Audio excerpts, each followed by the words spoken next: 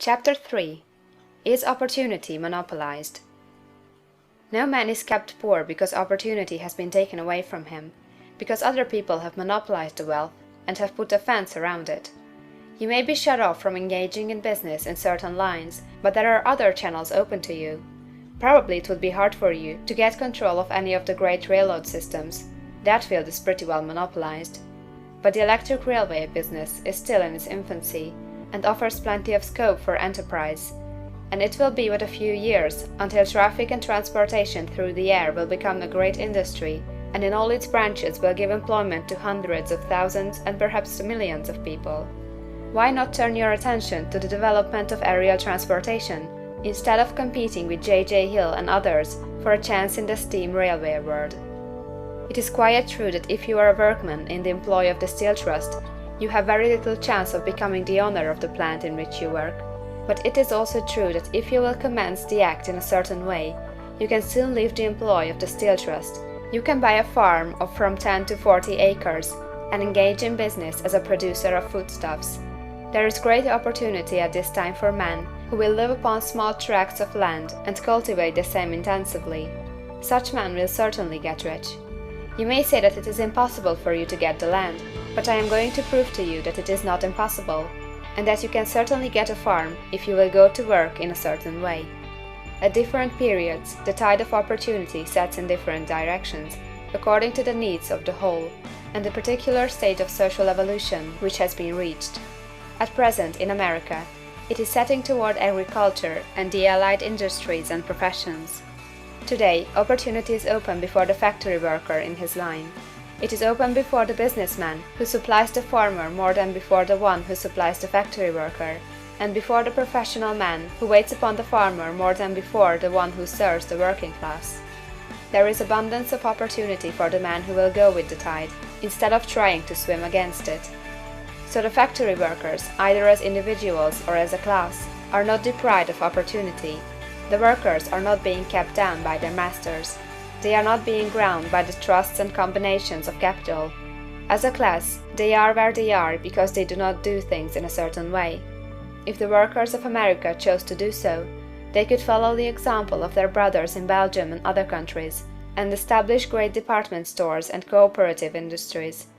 They could elect men of their own class to office, and pass laws favoring the development of such cooperative industries, and in a few years they could take peaceable possession of the industrial field. The working class may become the master class whenever they will begin to do things in a certain way. The law of wealth is the same for them as it is for all others. This they must learn, and they will remain where they are as long as they continue to do as they do. The individual worker, however, is not held down by the ignorance or the mental slothfulness of his class. He can follow the tide of opportunity to riches, and this book will tell them how. No one is kept in poverty by a shortness in the supply of riches. There is more than enough for all.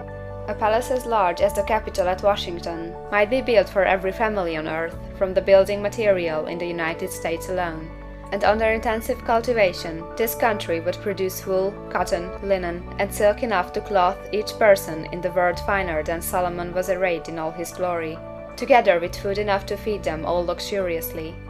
The visible supply is practically inexhaustible, and the invisible supply really is inexhaustible.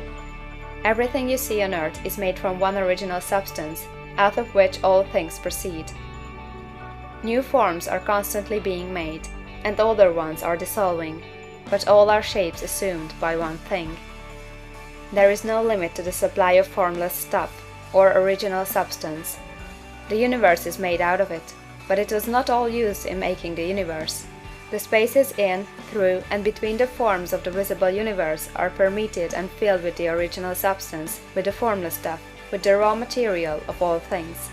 10,000 times as much as has been made might still be made, and even then we should not have exhausted the supply of universal raw material.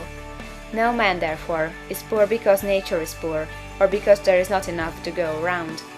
Nature is an inexhaustible storehouse of riches. The supply will never run short.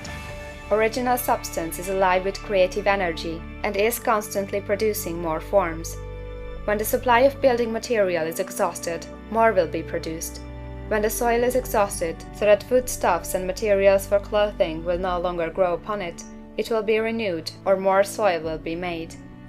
When all the gold and silver has been dug from the earth, if man is still in such a stage of social development that he needs gold and silver, more will be produced from the formless. The formless stuff responds to the needs of man, it will not let him be without any good thing. This is true of man collectively. The race as a whole is always abundantly rich, and if individuals are poor, it is because they do not follow the certain way of doing things which makes the individual man rich. The formless stuff is intelligent. It is stuff which thinks.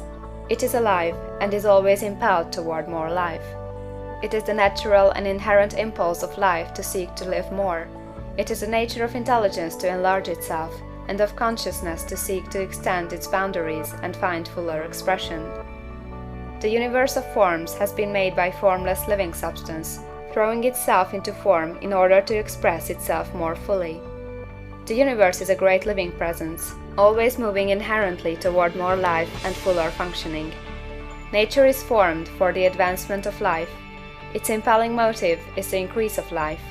For this cause, everything which can possibly minister to life is bountifully provided. There can be no lack unless God is to contradict himself and nullify his own works. You are not kept poor by lack in the supply of riches. It is a fact that I shall demonstrate a little farther on, that even the resources of the formless supply are at the command of the man or woman who will act and think in a certain way. End of chapter 3.